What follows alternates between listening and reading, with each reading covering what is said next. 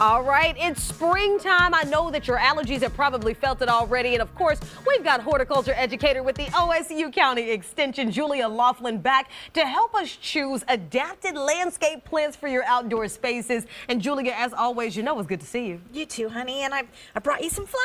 Thank you so much. Oh, these are going straight to the house when I get off. But how do you know if something that you buy at a garden center will survive here in Oklahoma? Yeah, and that's what's unusual about this stuff. It's all from landscape plants, you know, not annuals or something perennials that you plant. These are all trees and shrubs. So when I know that as spring comes around, we're all thinking, you know, time to, if that tree died or you want to replace something or you just want something new in your landscape. So right now is a really good time to be looking around your neighborhood or wherever you drive. And if you're like, that is so pretty, you know, I want to know what that is. And you can, a lot of times when you go to the nursery, they're in bloom in the nursery too, obviously, but sometimes they're off a little bit from outside if they're in the nursery. But so you want to know if they're really adapted. If you go to a nursery where they have trained nursery personnel, they can talk to you about the varieties.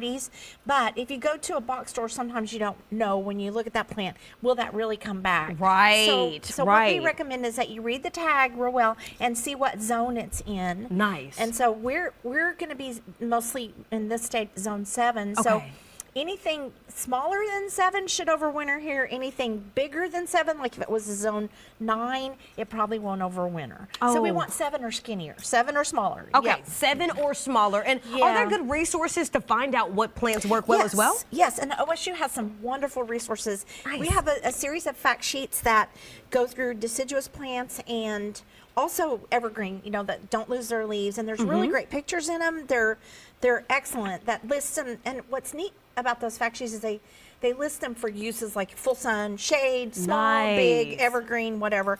And then I also wanted to mention Oklahoma Proven. So Oklahoma Proven is a collection of plants that every year is announced. There's announced a new tree, a new shrub, a new annual, a new perennial, and it's been going on for 22 or 23 years. So this is a downloadable book that has all the best Oklahoma plants in it, and it's free to download from OSU. So you guys make it super easy. You give us the guides. What kind of plants are going to be good? And Julia, I have to ask, what are some of your favorite landscaping plants? Oh, okay. Let's look at these. This is a quince right here. This big one that looks like almost like a rose. It does look like a rose. Pretty? It's gorgeous. This is the quince right here that looks red. It's beautiful. Then this is a crabapple. I love crabapple. So these are things that are blooming in the spring. And then this is a viburnum. It's related to the snowball, you know, the one that makes snowballs. It's a different one, but it's one of the viburnums. So if you look around right now, there's tons of things.